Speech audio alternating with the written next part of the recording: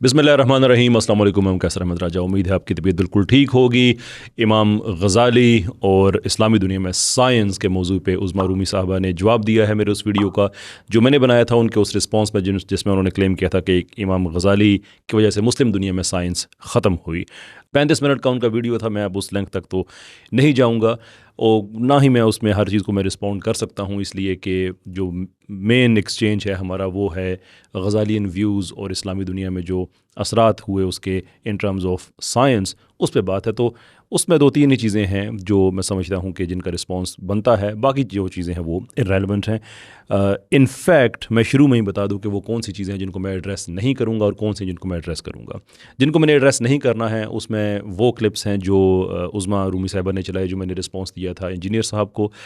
इसलिए नहीं करूँगा कि मुझे नहीं समझ के उज़्मा रूमी साहिबा को क्या ज़रूरत पड़ गई कि मेरा जो इंजीनियर साहब के साथ है एक एक्सचेंज चल रहा है उस पे ये कहें कि मैंने इनके साथ बदतमीज़ी की थी। I don't recall. मैंने तो बड़ी इज़्ज़त और एहतराम के साथ हमेशा ज़िक्र किया उज़्मा रूमी साहिबा का, तो उस पे मैं रिस्पॉन्ड नहीं करूँगा। हाँ, इंजीनियर साहब से मैं ये ज़रूर कहूँगा कि आप ख़ुद अगर इन बातों को लेके आएँ तो मुझे ज़्यादा खुशी होगी।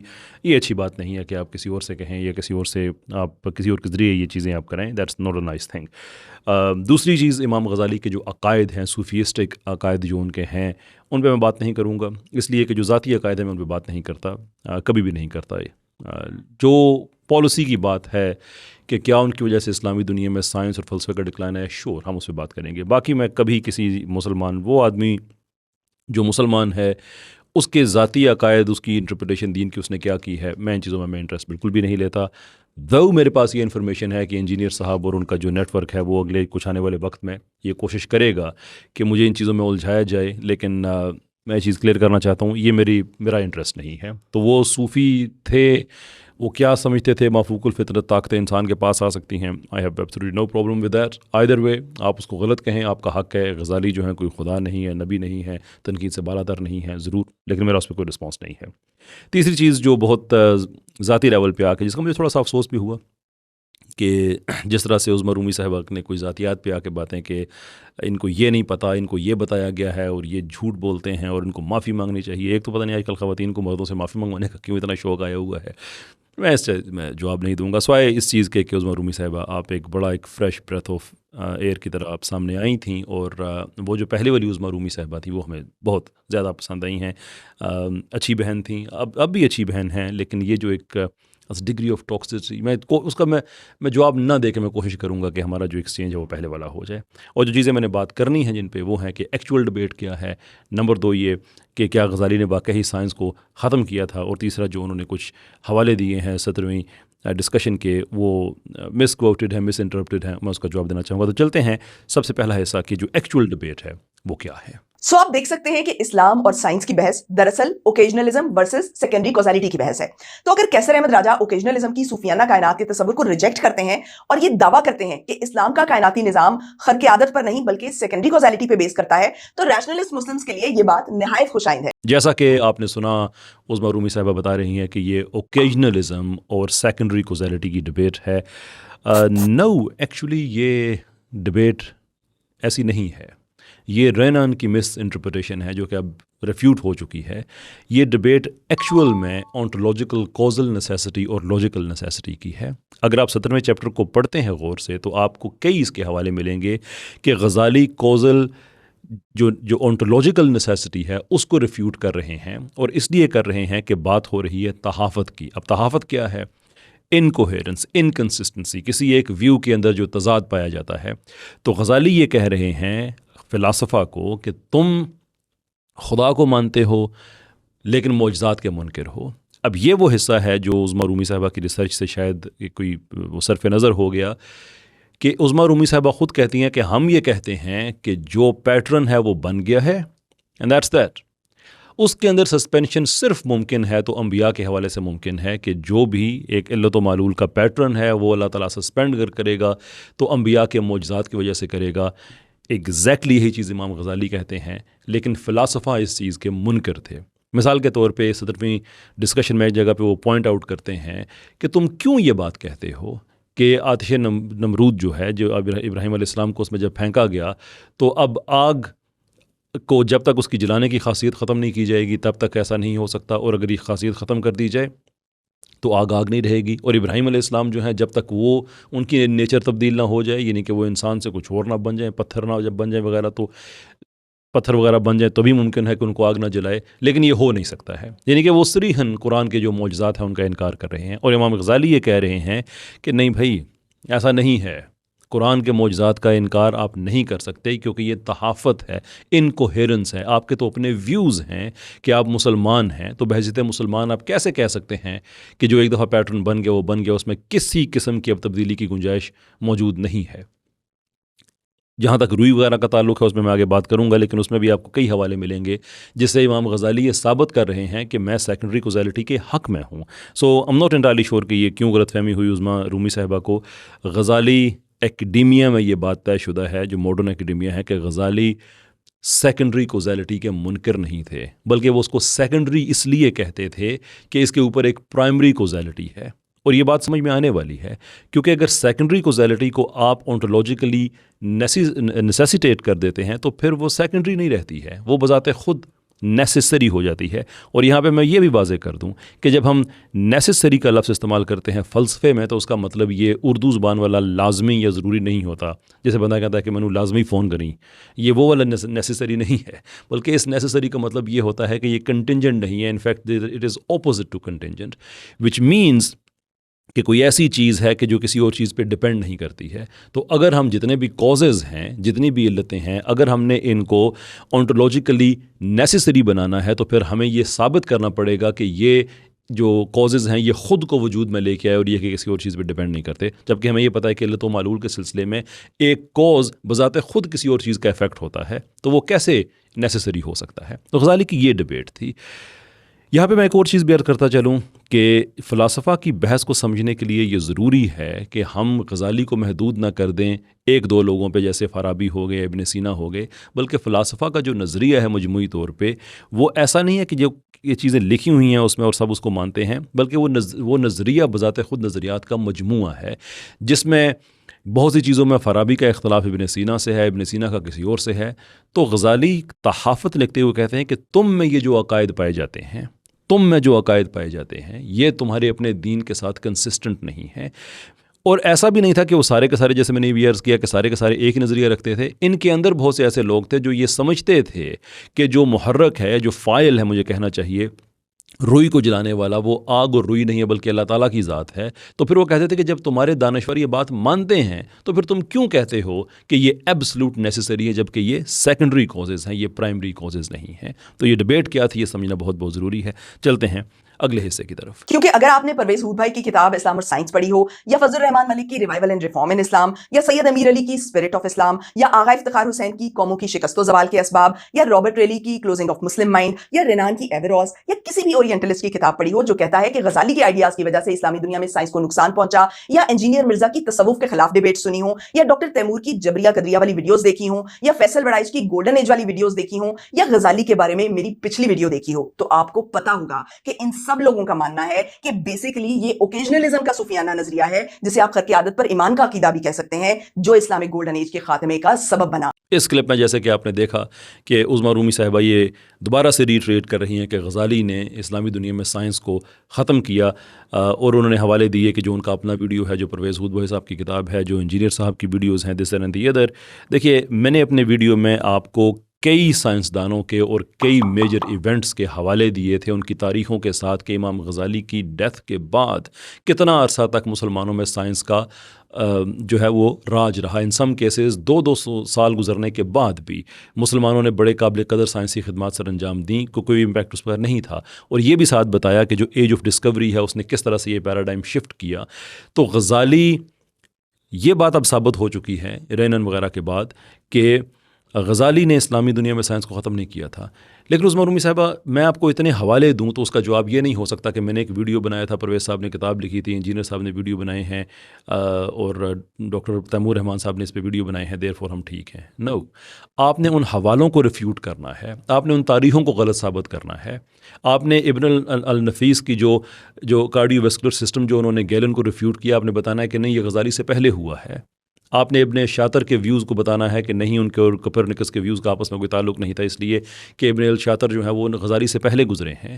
آپ نے جو مراغہ میں ہماری آبزرویٹری بنی فال آف بغداد کے صرف 1 سال کے بعد، آپ نے اس کو ثابت کرنا ہے کہ نہیں، وہ غزالی کی پیدائش سے پہلے کی بنی ہوئی تھی یا تحافت کے لکھنے سے پہلے سے بنی۔ یہ ایکڈیمک جواب ہوتا ہے، یہ ایکڈیمک جواب نہیں ہوتا کہ میں آپ کو پوری لسٹ دوں ان لوگوں کی جس سے ثابت ہوتا ہے کہ غزالی کی وجہ سے مسلم دنیا میں سائنس کا ڈکلائن نہیں ہوا، اور آپ یہ کہیں کہ نہیں، ہم نے چونکہ کچھ ویڈیو بنائے ہوئے ہیں، دیر فور آپ غلط کہہ رہے ہیں اور ہم ٹھیک کہہ رہے ہیں۔ It doesn't work like this۔ پھر ریسنٹلی ڈاکٹر تیمور رحمان صاحب نے شون اینتھنی کو انگیج کیا ٹویٹر پہ، یہی بات ان کے منہ سے کہلوانے کے لیے کہ وہ رینن کی جو کتاب ہے اس کا بڑا وہ تعریف کرے اور کہا کہ بڑی انفلوئنشل کتاب ہے، یہ ہے وہ ہے۔ تو آگے سے اینتھنی نے بھی جواب دیا کہ ہاں وہ انفلوئنس وغیرہ ٹھیک ہے، لیکن جو آج کی دنیا ہے اس میں رینن کا کام ڈیفنکٹ ہو چکا ہے۔ All you guys have to do is just move on۔ کیوں 100-150 سال پرانی آؤٹ آف ڈیٹ اسکالرشپ میں آپ ابھی تک خود کو آپ نے اس تک محدود کیا ہوا ہے؟ دنیا بڑی آگے بڑھ چکی ہے۔ Ghazali is much he is understood in a much different light today. وہ اوکیجنلسٹ تھے یا نہیں تھے، یہ بھی ایک ڈبیٹ ہے۔ پھر اوکیجنلزم کیا ہے، اس کی ڈفرینٹ انٹرپریٹیشنز ہیں۔ اشعری نظام میں جو تھا اوکیجنلزم کہ کائنات جو ہے وہ تقسیم ہوتی ہے، بنتی ہے، ٹوٹتی ہے، بنتی ہے، ٹوٹتی ہے، ریکریٹ ہوتی ہے ہر لمحے میں۔ Actually Ghazali was not very comfortable with it. یہی وجہ ہے کہ وہ اتفاق کرتے تھے اس معاملے میں ابن سینا سے، جو آپ نے اپنے ویڈیو میں کہا کہ یہ ابن سینا کے ویوز تھے، غزالی کے نہیں تھے۔ یہ بات آپ کو درست آپ کی تحقیق میں سامنے آئی ہے کہ ابن سینا کے یہ ویوز تھے، لیکن یہ تحقیق تھوڑی سی رہ گئی ہے کہ ابن سینا کے ہی ویوز نہیں تھے، ایکچولی غزالی ان سے متفق تھے، وچ از دا ریزن کہ انہوں نے کتاب تحافت الفلاسفہ لکھی تھی۔ تحافت الفلاسفہ کہ تم بھی سیکنڈری کوزیلٹی کے قائل ہو، ہم بھی سیکنڈری کوزیلٹی کے قائل ہیں، تو پھر کیا وجہ ہے کہ سیکنڈری کوزیلٹی کو آپ لوگوں نے اونٹولوجیکلی نیسیسری بنا دیا ہے؟ یہ شرک ہوتا ہے۔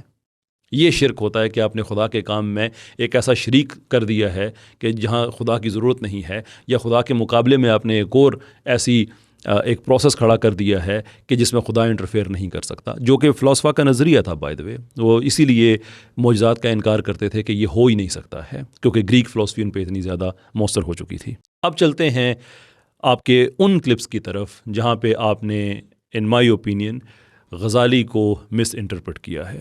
تحافت الفلاسفہ 17 چیپٹر کا 3 پیراگراف، غزالی لکھتے ہیں، ہم یہ جائز رکھتے ہیں کہ آگ اور روئی یکجا بھی ہوں اور روئی نہ جلے، اور ہم یہ بھی جائز رکھتے ہیں کہ روئی کو آگ چھوئے بھی نہیں اور وہ جل کر خاکستر ہو جائے، مگر فلسفی اس کا انکار کرتے ہیں۔ غزالی لکھتے ہیں کہ جب روئی کو آگ میں ڈالا جائے تو اس وقت عقلاً یہ ممکن ہے کہ آگ روئی کو نہ جلائے۔ اب جبکہ میں نے تحافت الفلاسفہ کے 17ویں چیپٹر میں 2 جگہ غزالی کا یہ دعویٰ دکھا دیا کہ وہ جائز رکھتے ہیں کہ روئی کو آگ دکھائی جائے اور وہ نہ جلے، تو اب کیسر صاحب کا فرض بنتا ہے کہ وہ اپنا یہ دعویٰ واپس لیں۔ جی بالکل، آپ نے یہ 2 حوالے دیے، بہت شکریہ اس کا، لیکن جو چیز عظمیٰ صاحبہ آپ سے مس ہو گئی ہے وہ یہ ہے کہ ایک ہے چیز عادتاً ایز اے پیٹرن یا علت و معلول کا جو سلسلہ ہے کہ وہ رہے گا، اور دوسرا یہ ہے کہ اس کے اندر سسپینشن ہو سکتی ہے۔ چونکہ سسپینشن ہو سکتی ہے، وچ فرینکلی آپ کا بھی یہی ویو ہے معجزات کے حوالے سے، تو چونکہ سسپینشن ہو سکتی ہے تو پھر ہم جائز رکھتے ہیں کہ جو سسپینڈ کر سکتا ہے وہ آگ کو چاہے جلائے چاہے نہ جلائے، لیکن اس کا چاہا جانا اور اس میں یہ قدرت ہونا کہ وہ چاہتے ہوئے ایسا کر سکے، اس کا مطلب یہ نہیں ہے کہ پھر آگ کبھی جلے گی اور کبھی نہیں جلے گی، بلکہ جو نیچر ہے اس ریلیشن شپ کی آگ اور روئی کی، وہ ایکسپلین کرتے ہیں امیڈیٹلی جو آپ نے پیسج دیا ہے اس کے فوراً بعد، جہاں پہ ایک 3 نکاتی بحث کا انہوں نے حوالہ دیا۔ تحریر اس کی یہ ہے، مخالف دعویٰ کرتا ہے کہ جلانے کا فعل انجام دینے والی چیز صرف آگ ہے اور وہ بالطبع فاعل ہے، نہ کہ بالاختیار۔ اپنی طبیعت سے اس کا الگ ہونا ممکن نہیں، اگر وہ کسی چیز سے متصل ہوگی تو جلائے یا گرم کیے بغیر نہ رہے گی۔ ہم اس چیز کا انکار کرتے ہیں اور کہتے ہیں کہ احتراق کا فاعل در حقیقت اللہ تعالیٰ ہے، اسی نے روئی میں تفرق کا اجزاء سے اور احتراق سے اثر پذیری کی خاصیت رکھتی ہے۔ یہ خاصیت ملائکہ کے وسیلے سے رکھی ہو یا بغیر وسیلہ۔ رہی آگ تو وہ بھی جمادات سے ایک بے جان مخلوق ہے جس کے لیے فعل و اثر اختیاری شے نہیں۔ یعنی کلیئر کٹ وہ کہہ رہے ہیں کہ کوزیلٹی کا کوئی انکار نہیں ہے، بلکہ ہم یہ کہہ رہے ہیں کہ جو فلسفہ کا نظریہ ہے کہ یہ ممکن ہی نہیں ہے کہ اب آگ نہ جلائے، تو بھئی یہ آگ نے خود طے کیا ہوا ہے۔ اس کو کہا جاتا ہے دی کنٹینجنسی آرگومنٹ، جس کے بارے میں آپ نے ایک وہ بھی غلط حوالہ دے دیا ہے. ایکچولی کنٹینجنسی آرگومنٹ کا اوریجن ابن سینا سے ملتا ہے, بعد میں نہیں ملتا. خیر بعد میں تو بہت سے لوگوں سے ملتا ہے, لیکن جو اس کی اوریجن ہے, اور اگر اس آرگومنٹ کے آپ پیچھے جائیں تو ایکچولی یہ قرآن میں ملتا ہے. تو غزالی کا سارا جو کہنا ہے وہ یہ ہے کہ یہ کوزز اپنی جگہ پہ موجود ہیں, لیکن یہ کوزز نیسیسری نہیں ہیں, یہ کنٹنجنٹ ہیں. جو حوالہ آپ نے پیش کیا تھا وہ اوکیجنلزم پہ ایک تنقید ہے, لیکن جیسا کہ میں کہہ چکا ہوں کہ یہ بحث اوکیجنلزم ورسز سیکنڈری کوزیلٹی نہیں ہے, بلکہ ontological causal necessity versus logical necessity ہے. تو لاجیکل نیسیسٹی تو ہمیں نظر آتی ہے کہ آپ آگ دکھائیں گے روئی جلے گی, دیٹ سمپل. لیکن اس کا مطلب یہ نہیں ہے کہ یہ آنٹولوجیکلی نیسیسری ہے, کیونکہ سسپینشن کے قائل آپ بھی ہیں اور ہم بھی ہیں کہ معجزات اس میں اللہ تعالیٰ سسپینڈ کر سکتے ہیں. اور جو فلاسفہ کا سے جو اختلاف ہے غزالی کا, وہ اس بات سے ہے کہ فلاسفہ کے اندر یہ بڑے لیول پہ نظریہ پایا جاتا تھا, سب کا نہیں, بڑے لیول پہ, کہ وہ معجزات کے منکر ہو چکے تھے. اب یہ بڑی دلچسپ بات ہے کہ عظمیٰ رومی صاحبہ کا اختلاف غزالی سے ہے اور فلاسفہ کے حق میں ہے, لیکن اس بحث میں ہمیں امام غزالی اور عظمیٰ رومی صاحبہ ایک ہی کورنر میں نظر آتے ہیں, جبکہ فلاسفہ دوسری طرف نظر آتے ہیں, کیونکہ عظمیٰ رومی صاحبہ نے ریپیٹڈلی اپنے ویڈیو میں کہا ہے کہ ہم معجزات کے منکر نہیں ہیں, جبکہ فلاسفہ معجزات کے منکر تھے, یا ایٹ لیسٹ فلاسفہ کے اندر یہ نظریہ پایا جاتا تھا. سب کی میں بات نہیں کر رہا. جس پہ کرٹیسائز کر رہے ہیں امام غزالی, اور عظمیٰ رومی صاحبہ امام غزالی سے اتفاق کرتے ہوئے ان سے اختلاف کر رہی ہیں. ایکچولی یہ بھی غزالین ہیں, she just doesn't know it. پھر جیسے میں نے آگے ایک حوالہ دیا کہ 17th ڈسکشن میں ہی غزالی کہتے ہیں کہ یہ نہیں ہو سکتا کہ ایک روئی کو آپ 2 حصوں میں تقسیم کریں, 2 ٹکڑے کریں, اور ایک کو آگ جلائے اور دوسرے کو نہ جلائے. یہ نہیں ہو سکتا بھائی, یہ نہیں ہو سکتا. یہ جلائے گی, لیکن یہ بات ذہن میں رکھنا کہ یہ جب جلائے گی تو اس کا مطلب یہ نہیں ہے کہ انہوں نے خود ہی فیصلہ کیا ہوا ہے, بلکہ یہ فیصلہ اللہ تعالیٰ کا ہے, اور وہ جب چاہے سسپینڈ کر دے. اور اسی کے اگلے ہی پیراگراف میں وہ کہتے ہیں کہ چونکہ وہ جلائے گی, یہاں تک تو ہم مانتے ہیں, لیکن ڈفرنس یہ ہے, اور یہ وہ کریٹیکل ڈفرنس ہے عظمیٰ صاحب, اگر آپ کو بات سمجھ آ گئی تو ہماری ڈیبیٹ ختم ہو جائے گی. ڈفرنس یہ ہے کہ یہ لاجیکل نیسیسٹی کہ یہ نہیں ہو سکتا کہ ایک ٹکڑے کو تو آگ جلائے دوسرے کو نہ جلائے, یہ اللاجیکل بات ہے. اس کے غزالی بالکل قائل ہیں کہ یہی سیکنڈری کوزیلٹی ہوتی ہے. لیکن جو اس کا اگلا حصہ ہے, جہاں پہ اس کو اونٹولوجیکلی نیسیسری کر دیا گیا ہے, کہ فلاسفہ کہتے ہیں کہ اسی چیز کو سامنے رکھتے ہوئے وہ ابراہیم علیہ السلام کا آگ میں گر کے نہ جلنا, اس معجزے کا ہی انکار کر دیتے ہیں. یہ ہے وہ تحافت جس کی طرف غزالی بات کر رہے ہیں. اور صرف اتنی ہی تحافت نہیں ہے, اس کے آگے ایک اور چیز بھی ہے. غزالی تنقید کر رہے ہیں جو ان کے دانشور ہیں, ان کے محققین ہیں, ان کے فلاسفہ کے, کہ آپ تو اس بات پہ یقین رکھتے ہیں کہ جو فاعل ہے وہ اللہ تعالیٰ کی ذات ہے, تو پھر اس چیز کے آپ منکر کیوں ہو جاتے ہیں؟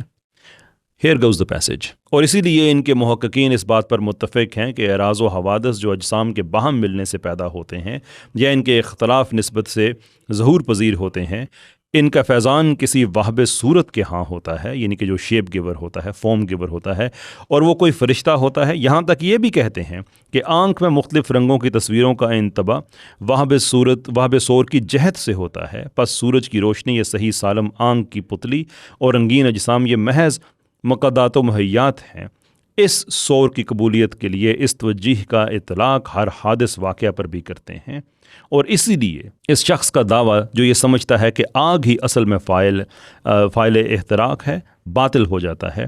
نیز یہ قول بھی روٹی ہی سیری کی علت ہے, یا دوا ہی فاعل کی صحت ہے وغیرہ. یعنی جو فلاسفہ کے اپنے محققین تھے, بہت سے ان کے, جو یہ بات اس پہ جو قائل تھے کہ جو اصل فاعل ہے کسی بھی کوز کے پیچھے وہ اللہ تعالیٰ کی ذات ہے, تو وہ ان کی ایک تحافت, انکنسسٹنسی, انکوہیرنس ہم لے کے ہیں کہ تم خود ہی تو کہتے ہو کہ یہ چیزیں نیسیسری نہیں ہیں, اور خود ہی معجزات کا انکار کر دیتے ہو. اس میں ایک آخری چیز, پھر ویڈیو ختم کرتے ہیں, کافی لمبی بات ہو گئی ہماری بھی, اور وہ ہے خرق عادت. عظمیٰ صاحبہ نے مجھے دعوت دی تھی کہ اس کا ٹائٹل غور سے پڑھیں, میں بھی آپ کو یہی دعوت دینا چاہتا ہوں, غور سے پڑھیں. خرق عادت, اس کے لیے 2 چیزوں کا ہونا ضروری ہے, ایک خرق کا اور ایک عادت کا. اس پورے چیپٹر میں عدم عادت کی بات نہیں کی جا رہی, بلکہ خرق عادت کی بات کی جا رہی ہے. عادت کہتے ہیں پیٹرن کو, یعنی کہ کوز اور افیکٹ کا, علت و معلول کا جو ایک پیٹرن ہے, اور خرق کہتے ہیں کیزم, شگاف, ذراڑ, کہ ایک پیٹرن ہے اور اس کے اندر شگاف آ گیا, یعنی کہ اس کو سسپینڈ کر دیا گیا. وچ is exactly Uzma Rumi صاحباز view کہ پیٹرن ہے، اللہ تعالیٰ انبیاء کے لیے معجزات کے حوالے سے اس کو سسپینڈ کر سکتے ہیں، خرق عادت نہ کہ عدم عادت. کیونکہ اگر آپ اس بحث سے اوکیجنلزم کو ثابت کریں گے، کوشش کریں گے اس کی، تو پھر یہ ضروری ہو جائے گا کہ یہاں پہ عدم عادت کی بحث کی جا رہی ہو غزالی کی طرف سے، جو کہ نہیں کی جا رہی. تو وہ عادت کو ایکسیپٹ کرتے ہوئے اس کی جو انسیڈنٹل اللہ تعالیٰ کی طرف سے سسپینشن ہے معجزات کی صورت میں، اس کی بات کرتے ہوئے فلاسفہ کو کہتے ہیں کہ معجزات کا انکار نہ کرو. یہ بات ذہن میں رکھیں کہ غزالی کا جو ڈس ایگریمنٹ ہے وہ فلاسفہ میں جو معجزات کا انکار ہے، انبیاء کے جو معجزات، قرآنک معجزات، بات یاد رکھیں، اس پہ اسٹینفورڈ والے لکھ چکے ہیں، اس پہ